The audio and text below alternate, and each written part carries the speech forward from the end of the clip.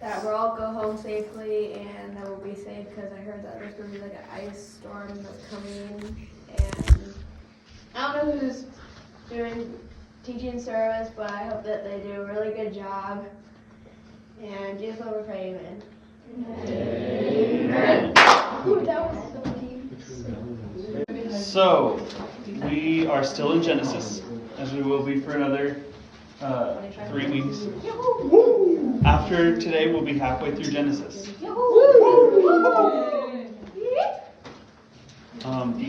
Both by week and by chapter. Yeah. Oh yeah. We are right on track. We're doing great. Yeah, as long as we keep finishing on Thursday, if we don't on Sunday, then we'll be great. As long as you guys are cool with that. So, we're going to try and get through everything on Sundays. But then if we have to bleed over to Thursdays, we can do it. So, I would like 2 volunteers to summarize chapters 1 through 11 of Genesis. 1, 2. Okay. So I do the beginning and he. However you want to.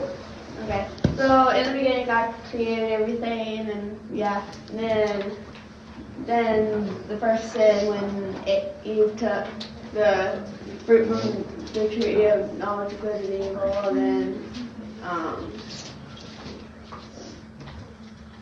trying to remember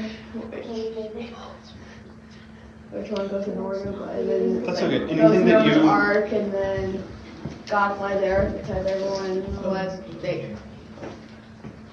really sinful and not following what God wanted to do. So he took Noah and his family and told him to build an ark and put 2 of every animal on it. And yeah. Okay. Then the Tower of Babel happens, and a bunch of names are listed, and back in chapter 4, King Babel. Yeah. Cool.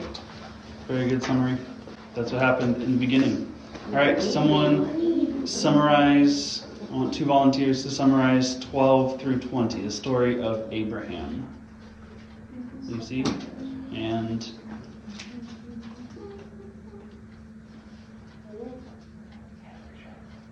you need another volunteer. Hannah? Okay, Lucy and Hannah, summarize Abraham's story. So, in 12, Abraham is introduced, and they go to Egypt and stuff. Then there's the bit with Lot where they separate. And then there's the kings who go to war. And then Abram just like goes in with his 318 men and just kicks butt. And then God promises countless descendants to Abraham, compared them to the stars in the sky. And then so he had that slave and had that whole entire covenant seal thing. Then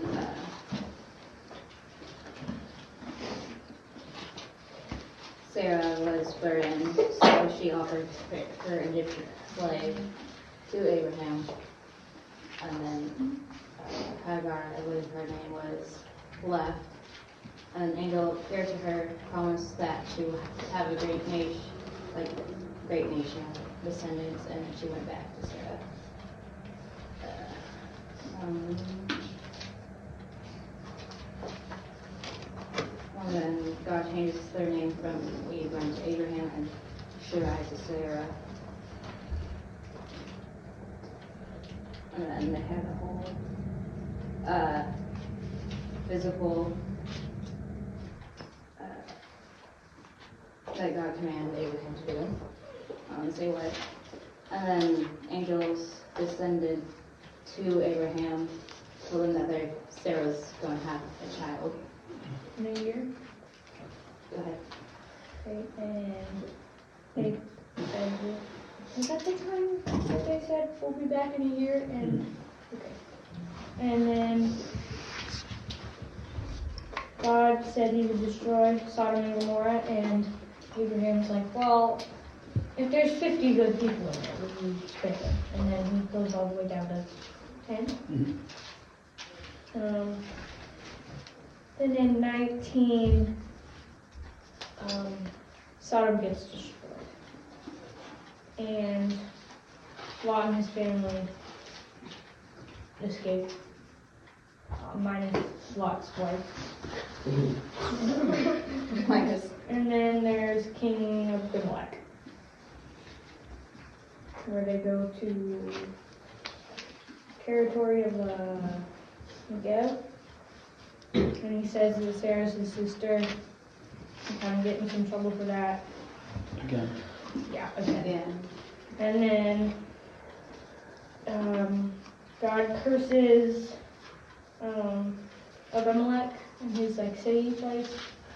But then then Abraham prays that God would lift his curse. And he did. Yeah. All right. Very good summary. So now we are in chapter 21 through chapter 25, verse 18. Okay. Wait, you weren't supposed to do all 25? If you did, that's okay. Oh, If you did, it's okay. You're just a little bit ahead of everybody. So, Genesis 21 through 25, 18, or all the way through 25. How did the reading go for everyone? Silently, just thumbs. Silently, just thumbs. There were no thumbs there, Mr. Depp. What? I did. I'm seeing mostly positive, with a couple either negative or absent. That's fine. Okay. Cool. Are we generally keeping up with the reading, or are we way behind and just not even caring, or I don't how are we doing? does keeping up with the reading count as doing it all on Saturday night, but you're still kept up with it? Yeah. Does that count? I did That's it that's Okay, right here. in my defense, I can't work that way. Doing like a chapter a day, it doesn't work like that. I have to do it all in one sitting to Yeah. retain the Okay. knowledge. Okay. That doesn't. Shannon, you are not that way. Everybody retains a little differently, I guess. I hate I didn't have separating time. it over there. I get really stressed if I have to focus on one thing for a long time. So breaking it apart works a lot better for some people. Okay? Hey, as long as you're reading the Bible throughout the week, I had no choice. that's the main point. Ideally, it wouldn't all be at one time, Saturday night, Sunday morning. But Yep. if that's how you choose to do that, that's fine, I guess. Sure. All right. Let's get going. Genesis chapter 21. All right. It is. What I did for the titles here was I just took the titles that are in my Bible and just put them exactly in there. So it starts with the birth of Isaac, then God protects Hagar and Ishmael, and then a treaty with Abimelech. Abimelech. knows. So I would like somebody to summarize without saying birth of Isaac, God protects Hagar and Ishmael, and treaty with Abimelech. Without saying exactly those words. Summarize Are we allowed chapter to 21. use some? You're allowed to use those words, but just give me more than just that.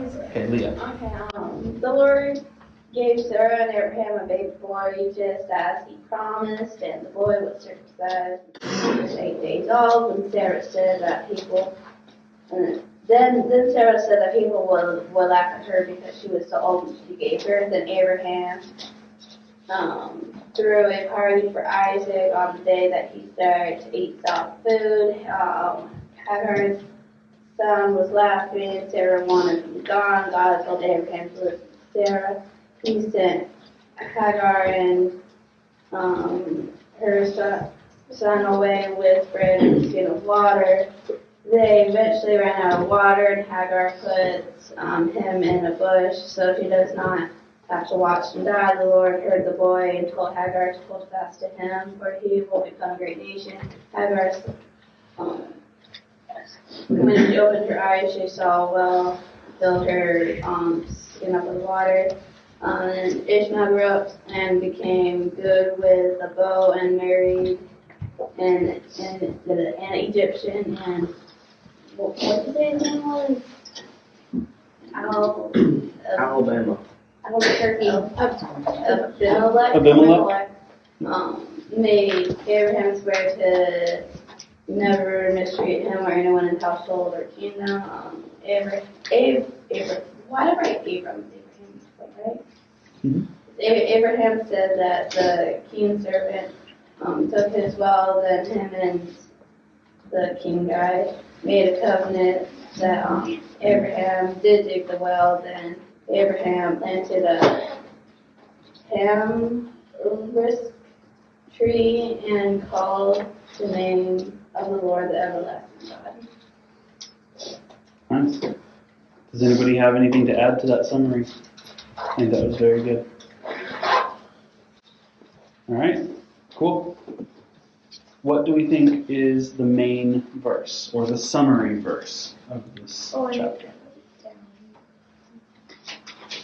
Again, there are not necessarily right or wrong answers. It's just what do you think is a verse that is either like the primary verse or that accurately wraps up everything that happens in that chapter. Benjamin? 1 through 3. Okay. Go ahead and read that.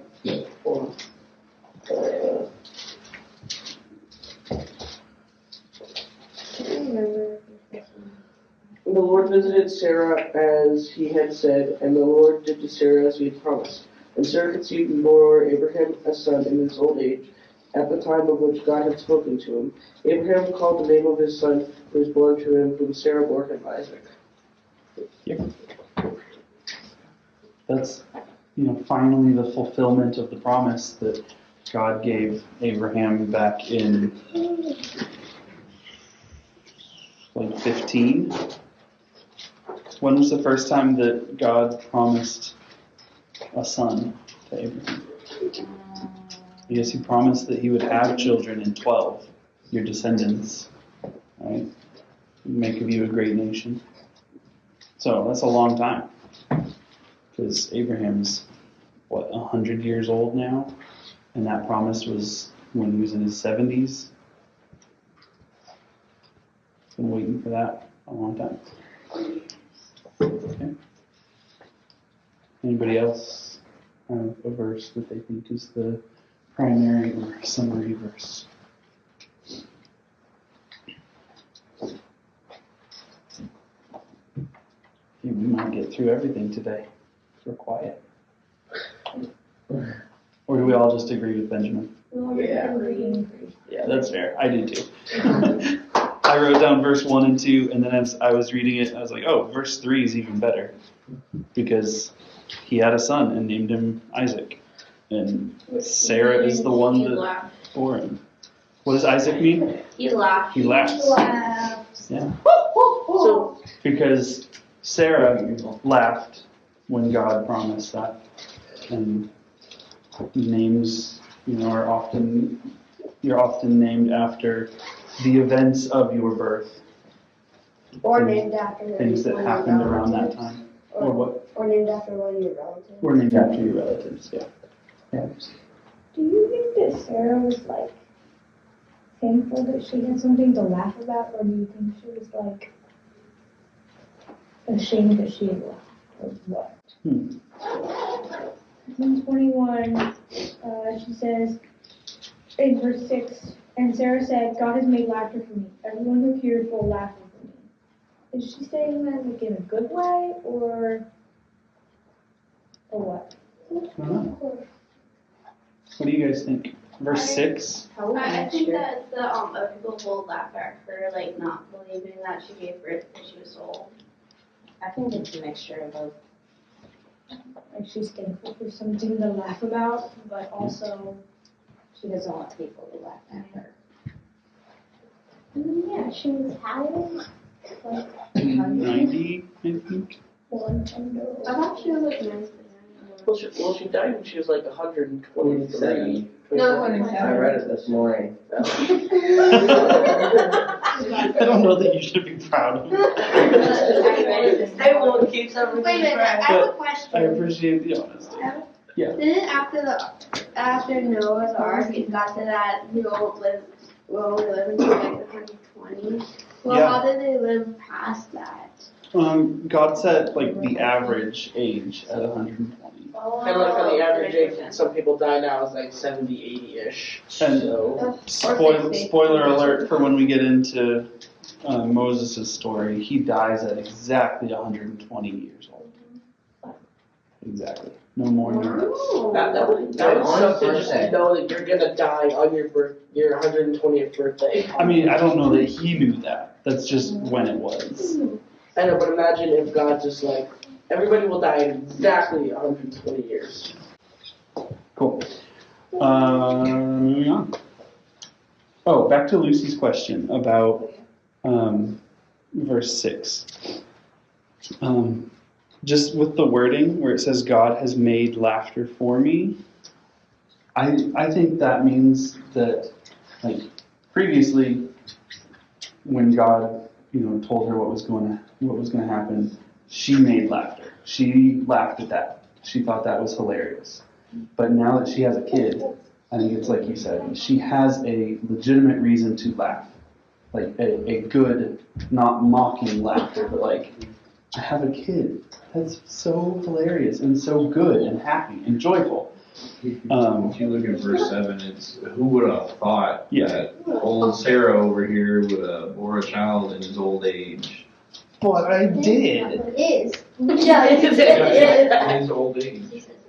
Her old age too. They're both old, okay? So I think it's kind of mixed. Like, she is laughing joyfully and like ironically, who'd have thunked this? And then also other people can also laugh, maybe not at her, but with her. Because it says, everyone who hears will laugh over me. So like, not at me, but with me and kind of at, but like around. I don't know. Kind of a little bit of everything. She has a good reason to laugh, but also it's funny that it happened this way. Let's talk about. All right, so let's talk about why God helped Hagar and Ishmael. Because the angel promised a great nation back in like something 16. It's because her offspring is also 16. Abraham's offspring, so she wants. Because So he's in the promise. so he's keeping the promise by keeping them alive so that they can make a bigger nation because they're Abraham's descendants. In verse 17 it says that the Lord heard their cries. Mm-hmm. Yeah. Even though Ishmael was kind of the sneaky way of fulfilling the promise, right? Because God promised Abraham that his offspring would be a great nation, and Sarah said, "We don't have offspring to be a great nation, so here's my servant, so that you can still get that promise that God promised you." So there's maybe not the exact way that God was planning on fulfilling that promise, but he still fulfilled the promise of your offspring, Abraham, regardless of who it's with, will still be blessed. Now, Isaac was the actual offspring of promise, right? But Ishmael was still included in that promise. And then, spoiler alert for chapter 25, I think. Yeah, Abraham has more kids later on with someone else. They would also be included in that promise. I don't think we hear a whole lot about them, but they would also be included in the promise, just like Ishmael was. Right? Yeah, very good. Hagar and Ishmael were included in the blessings. All right, any other questions or discussions? Yeah, Mr. Jace, what you got? I'm bothered by something that's Okay. in here. Verse 10, Sarah says to Abraham, "Drive out this slave with her son, for the son of this slave will not be a co-heir with my son Isaac." And then verse 11, this is very distressing to Abraham because of his son. But God said to Abraham, "Do not be distressed about the boy and about your slave. Whatever Sarah says to you, listen to her, because your offspring will be traced through Isaac." That doesn't seem right to me. That Sarah is like, kick out my slave and her son, send him into the desert, and To die. yeah. And Abraham's like, I don't think that's a great idea. But then God's like, yeah, it's a good idea. Like, that doesn't make sense. I don't understand. Because later God protects and provides for them. And because they want them to like trust in the Lord more. Or maybe God wanted to put, since he promised a great nation out of them, maybe he wanted them somewhere else. So he had two great nations. We've also seen the conflict between Sarah and Hagar before, and now it's back again. And keeping them both in the same camp, in the same town, that camp ain't big enough for the both of them.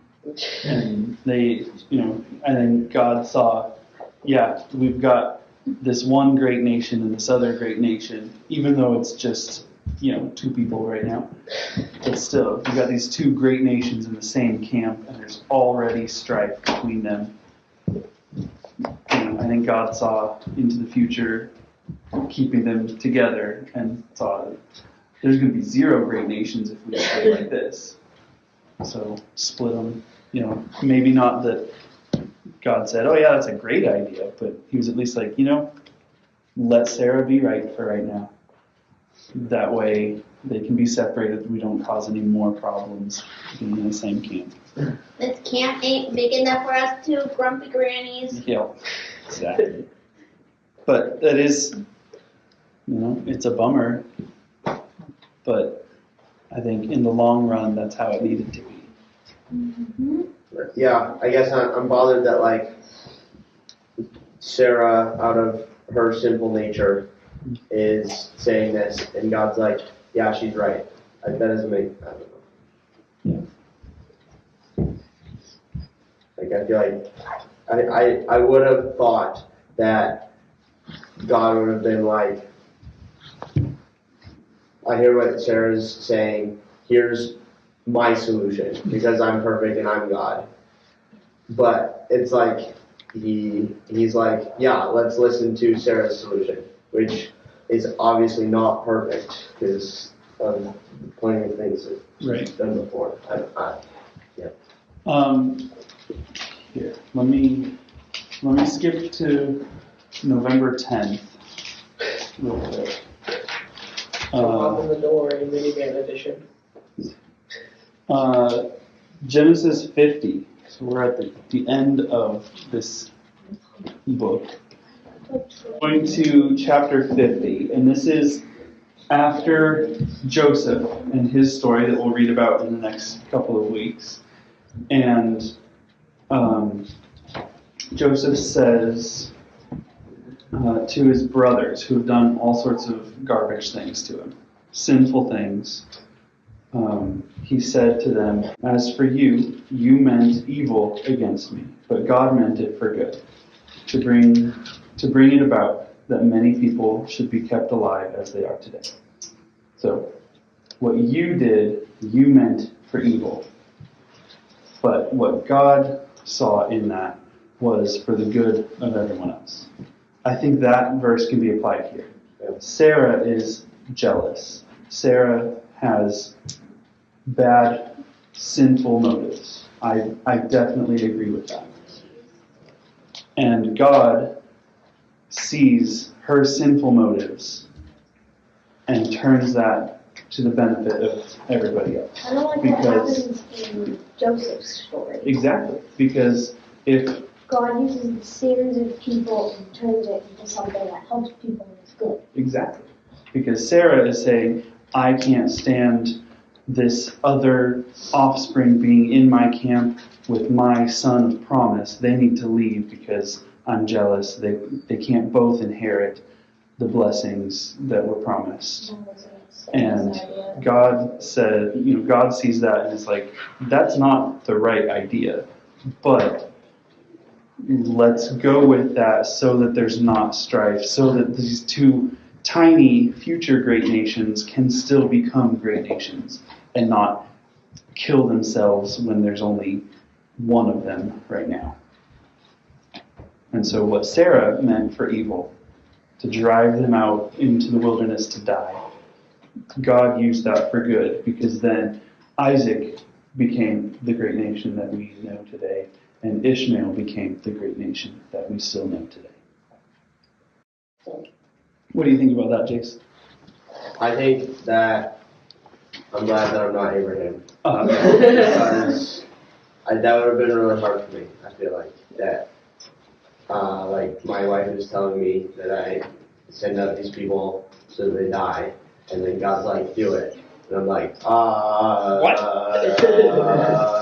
What? Yeah. To Abraham's credit, he obeys God. Yeah. And it is, I don't know if I could do that. it is counted to him as righteousness. I like what Titus just said. It was like a test. Yeah, Kind of could like, have been testing him. when God Right said, after that, he tested him again. Mm-hmm. with the kill your other son. Yeah, in 21, God says, send your firstborn son out into the wilderness to die. Yeah. As far as you know, that's what happens to him. Yeah.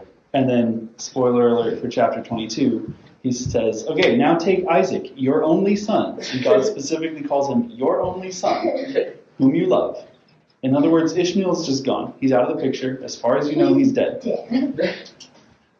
Take your son, your only son, whom you love, and kill him. Okay. What? Okay. Without hesitation, he did. He's like, So, speaking Oh, of I know a Genesis main 22, verse. Oh my goodness. I know a main verse. can somebody I know. give me a summary? I kind of just gave the summary, but somebody, Katie. So basically, God was like, kill your son. He was like, okay. So he went for like 3 days and went to the mountain, and then he built this big offering. And Isaac was like, so we built this. Where's the lamb? And he was like, God will provide. So they went up to the mountain and left their will behind, and then he almost stabbed the child, and God was like, whoa, wait, stop. No, an angel. Good, yeah, I mean, It says Lord. good job.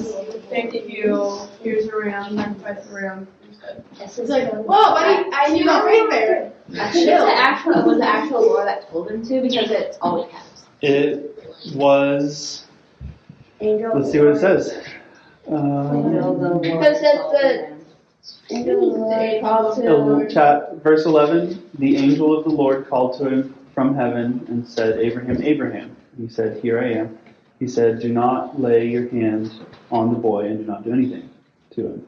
For now I know that you fear God. I know a main verse. And the angel of the Lord, verse 15, the angel of the Lord called to Abraham a second time from heaven and said, by myself I have sworn, declares the Lord, because you have done this and have not withheld your son, your only son, I will surely bless you and will surely multiply your offspring, etc., etc. The angel of the Lord, in other places, not right here, but in other places, the angel of the Lord speaks as God in the first person. Right? So he speaks, I say this, thus says the Lord, me say this. In this chapter specifically, he doesn't necessarily speak like that, but in just about every other time the angel of the Lord shows up, he speaks as God. And so most scholars agree that that is called a theophany, which just means a revelation of God himself. And a lot of people would agree that that is a pre-Christmas birth Jesus, because it is God in flesh. When he comes, like the Lord and the two angels, or the angel of the Lord and the two angels that showed up to Abraham right before Sodom and Gomorrah were destroyed. That was the Lord, Yahweh, in physical form. That was Emmanuel, God with us. Who else is Emmanuel, God with us? Say the Sunday school answer. Jesus. Yeah. Good job. He's never called Jesus, but it is the angel of the Lord, God with us. It's Jesus, but he's not a man yet. Is Jesus before Jesus? Jesus BC. Spoilers. Yeah. All right. Yeah, Katie, that was a good summary. I know a main verse. Okay. I know. Anybody besides these two have a main verse from chapter 22? Let me check. Two. I can barely. Anybody else? Bagel. I got 2. I haven't gone here. Anybody from this side of the room? Titus. I see that hand. Clutching your Bible and not raising. What do you have as the main verse? And then I'll come back to everybody. Of 22, right? Of 22. You don't have to. It's just a good idea. Verse 2. Verse 2. What does that say? He said, take your son and your only son Isaac, whom you love, and go to the land of Moriah, and offer him there as a burnt offering on one of the mountains of which I shall tell you. Yeah. The command that is given. And also,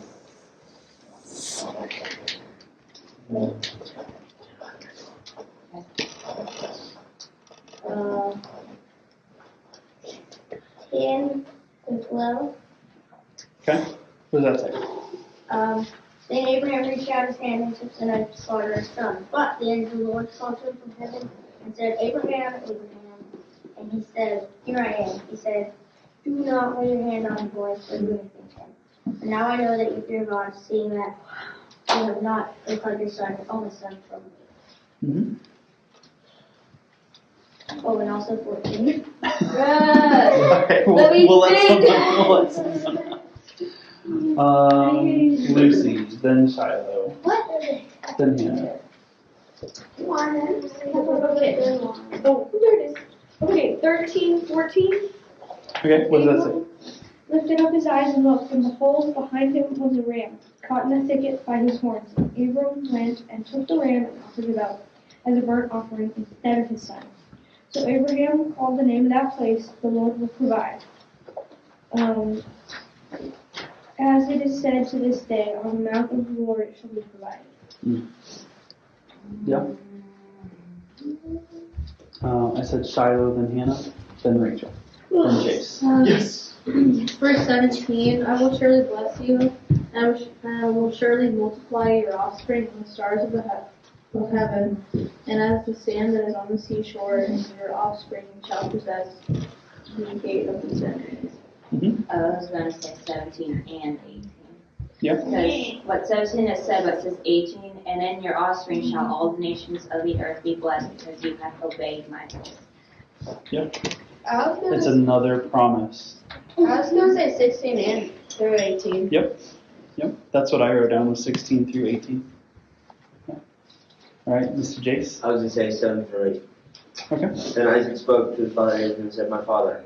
And he replied, Here I am, my son. Isaac said, The fire and the wood are here, but where is the lamb for the burnt offering? Mm-hmm. Abraham answered, God himself will provide the lamb for the burnt offering, my son. Technically he did with the ram. Yeah. But what And Abram, some translations say God will provide himself a lamb. Yeah. well, Foreshadows. Abraham, or if you want to say Abram, meant that he was going to be the lamb, but actually God did provide it, and Well, God it did was a technically ram. provide Isaac. He did provide Isaac. True. If he doesn't provide the ram, he did provide you, so you'll be my How is that half first true? option. No, wait, how is that half true? I don't know, that is a full truth. It's Enlighten me. It's a Lying to full his son. truth without all the details. Yeah, he's telling him the truth. Kind of but makes sense. minus the details. He is also speaking in faith. I like that. Okay. Anybody else have main verse from chapter 22? I think those are all very good examples. And even just as you were saying those, I kind of changed my mind. So. Well, we said all the important verses in that. Yeah, you. I changed my mind to verse 14. So Abraham called the name of the place, "The Lord will provide," Jehovah Jireh. Don't sing it. As it is said to this day, on the mount of the Lord it shall be provided. That is a messianic prophecy if I've ever heard one. Because the mountain that Abraham took Isaac to sacrifice, most people agree was the mountain that is either the mountain that the temple is built on or right around there, which means it could be the mountain that Jesus was crucified on. It's one or the other. It's at least in the area that Jerusalem eventually would be built on. Knowing that the temple is on a mountain. Jerusalem is built. It's not like a mountain, like their mountains are hills, but the temple is on the high place. But then also Jesus was taken outside of the city. By mountain, It was. it means like And height to the top. today, the mosque that was built in the place of the temple is on that mountain. And then outside of the city are more mountains, and that's where they took Jesus and the other criminals to crucify. So, one or the other, but at least, on the mount of the Lord it shall be provided. I would say that the main verse would be 2 and 14 both, because together those summarize the whole chapter that Abraham was going to sacrifice Isaac, and he didn't. And then you hear that he didn't really hesitate, and the Lord provided. So it's both making a summary of the whole chapter and giving prophecy. And I think that's perfect. 2 and 14. Yep. Okay, let's talk about Abraham saying, "Here I am." Send me. Here I am, Lord. Who said that? Isaiah? Yeah, Isaiah. In Isaiah chapter 6. Here I am. Right. Send me. Isaiah sees a vision of God's throne, and God is looking for someone to go into the nations and to tell these wicked people about their wickedness. Right? He's looking for someone to do a pretty dangerous job, and Isaiah says, "Here I am. Send me. Pick me." Right? Choose me. He makes himself. Love me. He makes himself available to God for God's purposes. Okay? Who knows the story of how Samuel was called by God? Is he the... Oh, yeah. No, I'm thinking of David. No, Daniel. What? He was like There's a ghost. a apprentice or whatever Mhm. for Elisha? No, I don't. I don't remember. For somebody. The priest. Yeah. I think his name might have been And- Eli. Okay. Thanks, Bobby. Weird. Bye, Bobby. And God was like, Samuel. And so Samuel gets up and goes to the priest. He's like, "Did you call me?" It's like, "No, go back to bed." Oh, that story. Oh. Samuel! Did you call me this time? No, go away. Next time you hear the voice, say "Here I am." And then finally he realizes God. And then God, And God told calls him him again. that he was going to be like a teacher or something like that. Yeah. But God calls him again, and this time, rather than going back to the priest and waking him up, he says, "Here I am." Send me. It's the same. It's, "Here I am. I am right here. What can I do for you?" No. Right Was I like here. sleeping in the temple or something? Yeah. Was Daniel the only Yeah. Here. one who came back as a Christian? And here, in verse 1,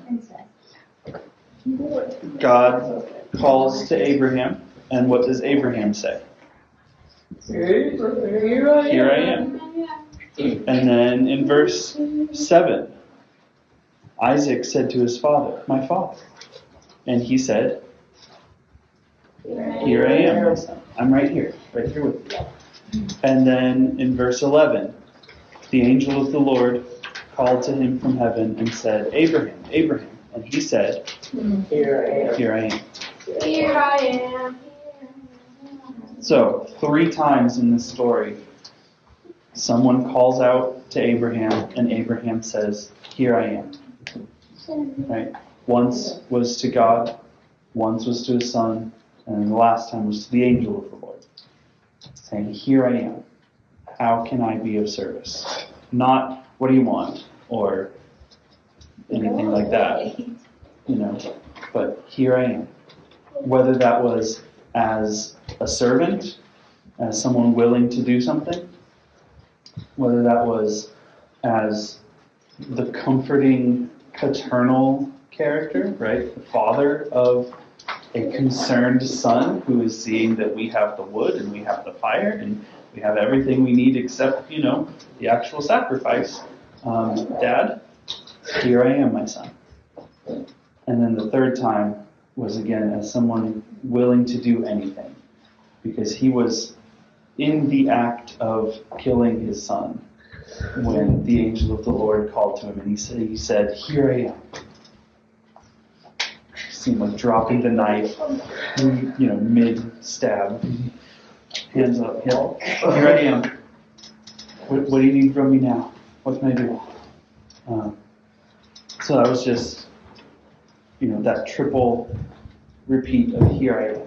It shows Abraham's willingness to do exactly what God needed him to do. And also something that's repeated several times is meaning like the next level up. Yeah. It shows that it's very important. More important, most important is Holy, holy, or holiest.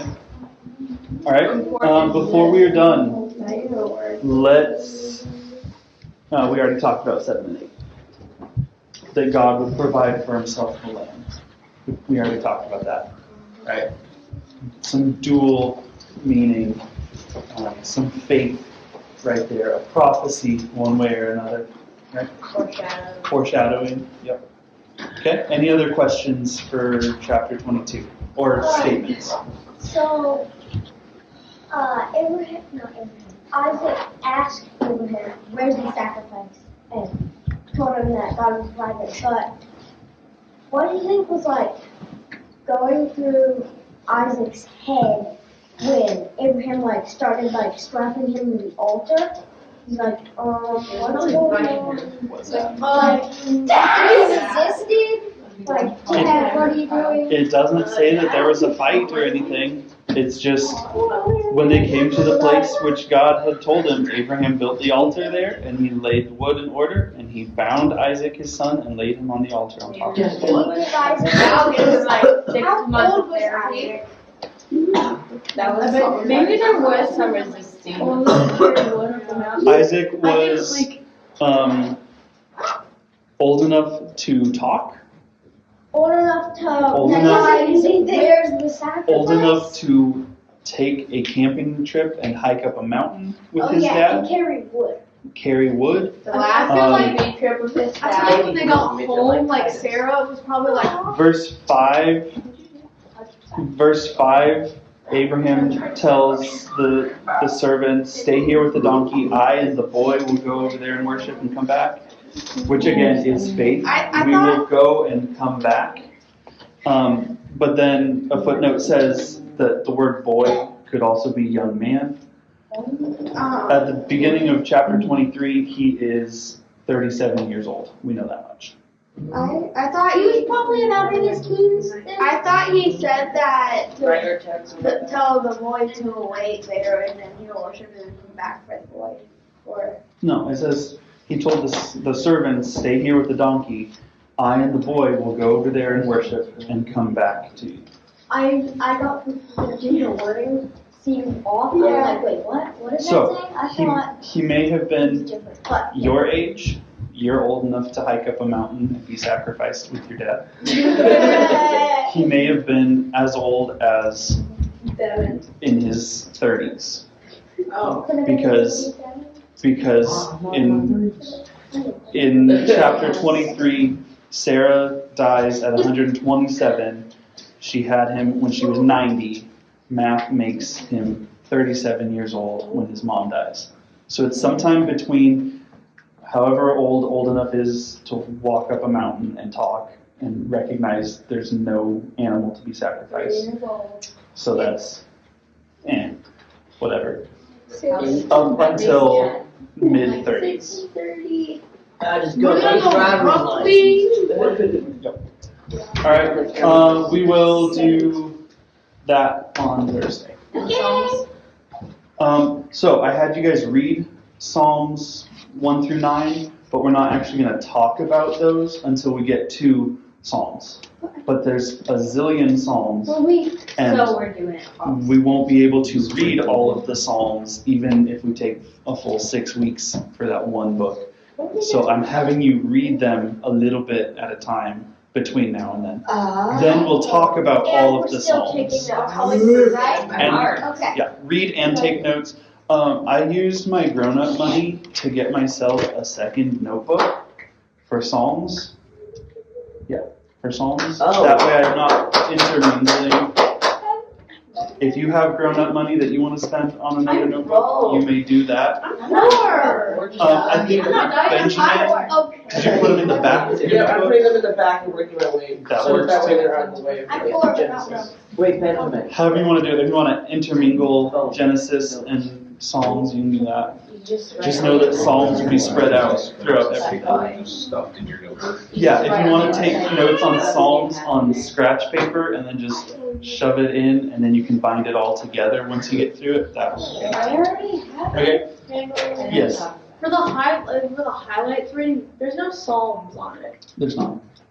Your Psalms reading will be when we're in Psalms on the highlights. And that's okay. Because remember, the comprehensive means you are reading the entire Old Testament, which means you will be reading all of the Psalms. Whereas the highlights, you'll get a handful of the Psalms when we study Psalms. Okay? Are you going to do the New Testament? We should do a contest to see. That's 2 years out. All right. If there are no further questions, then I will pray and then we will be dismissed. All right. Dear Lord, thank you so much for today. Thank you for bringing us together to study your word. Thank you that we are dedicated to your word and to studying it and learning it and reading it. I just pray that you would continue to strengthen us in our convictions and in our motivations so that we aren't burdened by having to read all of these chapters, but that we are encouraged because we get to read your word. We get to hear your voice on paper. Just thank you so much that you've provided your word to us in a language we can understand, in a way that we can read it and we can comprehend it. Thank you that you've also provided for us a group of people that we can talk about your word. So if there's something that we didn't understand or something that rubbed us the wrong way or something that encouraged us, we can share that with the group. We can talk about that. We can come to a better understanding of your word because we are not meant to go through this life alone. You've provided other people for us, and even better than that, you've provided your Holy Spirit for us, so that while we are by ourselves, we can still understand your word because we have you right here with us, reading these words along with us. But then we can come together with other believers who have also read it, and we can talk about it. We can encourage each other, we can strengthen each other, and build each other up. Thank you so much for that privilege. I just pray that we would continue to worship you and continue to grow closer to you and closer to each other. In Jesus' name, amen.